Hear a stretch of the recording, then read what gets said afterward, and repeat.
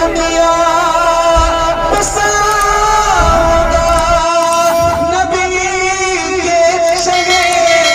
بات نہیں کرنے چلا بلکہ دل کا درد پیش کرنے چلا ہوں. کوئی بے حیا کہے تو لاکھ کہہ دے، اس لیے کہ شوق نہیں ہے، مجبوری کہلوا رہی ہے. جو کہنا چاہتا ہوں، آج ہمارے نوجوان جس فعل بد میں سب سے زیادہ گرفتار ہیں، زنا سے بھی زیادہ، وہ ہے اپنے ہاتھوں سے اپنے اوپر غسل کو فرض کرنا. مجھے اس سے آسان اور اس سے باحیا الفاظ اس گناہ کے حوالے کی تشریح کے لیے نہیں مل پا رہے ہیں کہ لوگ اپنے ہاتھوں سے، نوجوان حمام کے اندر بیٹھ کر، بیت الخلاء میں بیٹھ کر، تنہائی میں بیٹھ کر اپنے ہاتھوں سے اپنی عصمت سے کھیلتے ہیں اور وہ اپنے ہاتھوں سے اپنے اوپر غسل کو فرض کرتے ہیں. یہ کیا ہے؟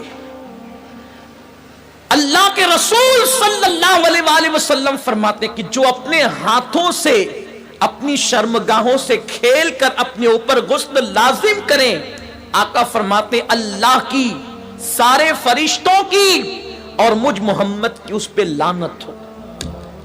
حضور جس پہ لعنت کریں.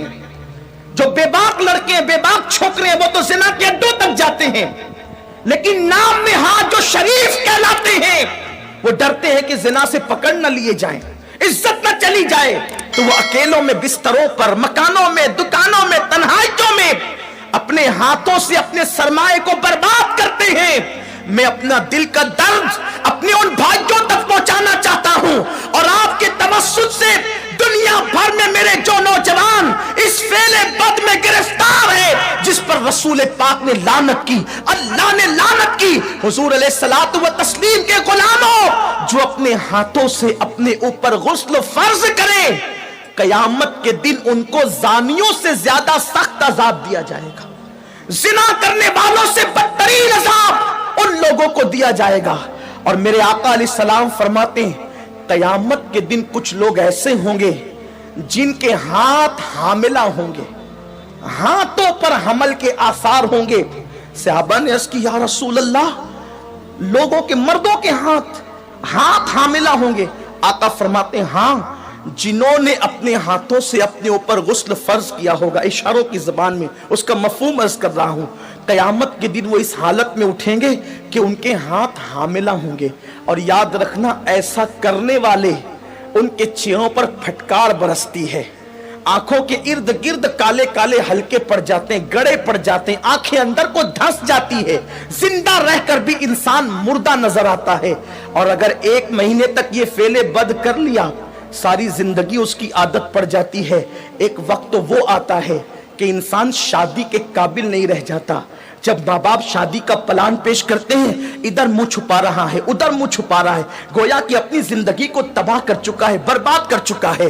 سنی دعوت اسلامی کے اجتماع میں آنے والوں، وقت کے اختصار کو ملحوظ رکھتے ہوئے بس اتنا پیغام آپ کو دے دوں، اگر آج سے پہلے کسی نے اپنے ہاتھوں اپنے اوپر غسل فرض کر کے حضور کی لعنت مول لی ہے، اللہ اس کے رسول کی لعنت کا وہ شکار ہوا ہے، اللہ اکبر، تو وہ آج اس سنی اجتماع میں سچی توبہ کرے. اس لیے کہ توبہ انسان کی زندگی کو بدل دیتی ہے. یہ توبہ ہی ہے جس نے فضیل ابن عیاض کو اولیاء کا تاجدار بنایا. یہ توبہ ہی ہے جس نے بشر حافی کو بغداد کے میخانے سے نکال کر کعبے کا مجاور بنایا اور 2 لاکھ حدیثوں کا حافظ بنا دیا. یہ توبہ ہی ہے جو انسان کو بہت بلند مرتبے تک لے جاتی ہے. آج سچی توبہ کر لیں، اس لیے کہ توبہ کرو گے نجات پاؤ گے. ایک حدیث پاک کا خلاصہ اختصار سے اور اپنی گفتگو تمام کروں. جب بھی ایسے گناہ کرنے کو دل چاہے تو اس وقت اتنا سوچنا کہ اللہ دیکھ رہا ہے. اگر یہ سوچ کر کے گناہ چھوڑ دیا تو زندگی کامیاب ہے. میرے آقا علیہ السلام نے اس حدیث کو، عبداللہ ابن عمر کہتے ہیں میرا بچپنا تھا، کم و بیش 7 مرتبہ میں نے حضور سے یہ حدیث سنی ہے. آقا فرماتے ہیں کفل نام کا بنی اسرائیل میں ایک شخص تھا، ایک جوان تھا، گناہ کرنا اس کی عادت تھی. ایک مرتبہ ایک لڑکی کو پیسوں کی ضرورت تھی، محلے میں کسی نے نہیں دیا، سینکڑوں کی ضرورت تھی، اس نے ہزاروں دے دیے.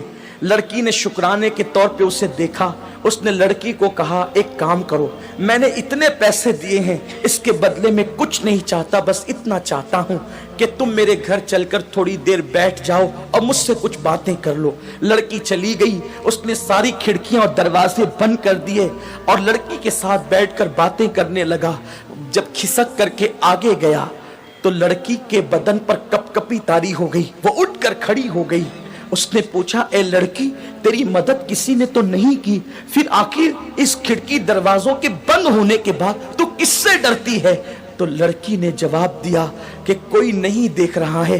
किफ्ल, तूने 1000 बार ऐसे काम किए होंगे, लेकिन आज से पहले मैंने ऐसे कोई काम नहीं किया। मुझे डर लगता है अगर क़यामत में मेरा अल्लाह मुझसे पूछेगा तूने ये गुनाह क्यों किया, तो मैं रब की बारगाह में जवाब देने की ताकत कहां से लाऊंगी? मैं अल्लाह को जवाब नहीं दे सकती, इसलिए मैं डर रही हूं, वो मुझे देख रहा है। किफ्ल ने कहा, अगर वो देख रहा है तो तू यहां से चली जा। लड़की चली गई। इधर लड़की घर से बाहर निकली, उधर मौत का फरिश्ता घर में दाखिल हुआ। किफ्ल की रूह निकाली। अल्लाह अकबर। यानी अगर किफ्ल गुनाह से न बचता तो किस हालत में उसको मौत आती, जरा सोचें। बिस्तरों पे लेटकर अपने आज़ा से खेलने वालों को मैं पूछना चाहता हूं, गंदी तस्वीरें देखकर अपने ऊपर गुस्ल फर्ज करने वालों को पूछना चाहता हूं, जिना के मनाजिर देखकर अपने जज्बात पे को बेकाबू करने वाले मेरी कौम के जवानों से, मेरे भाइयों से पूछना चाहता हूं, मैं अपने कौम के मुस्तकबिल को कितना तारीक देखूं। जो कौम कभी मुसल्ले पर रात गुजारती थी, पाक आंखों को रो रो करके पाक करती थी, आज उस कौम के जवान बिस्तरों पे नापाक हो रहे, अपने हाथों से नापाकी को खरीद रहे। अल्लाह अकबर। सोचो अगर उसी हालत में मौत का फरिश्ता आ गया और मौत आ गई तो अल्लाह को क्या जवाब दोगे, क्या मुंह दिखाओगे रब की बारगाह के अंदर? अल्लाह अकबर। किफ्ल जैसी वो लड़की घर से बाहर निकली, मौत का फरिश्ता आया, किफ्ल की रूह निकाली और किफ्ल मर गया। जंगल की आग की तरह ये बात फैल गई पूरे मोहल्ले में, किफल मर गया, मर गया, मर गया।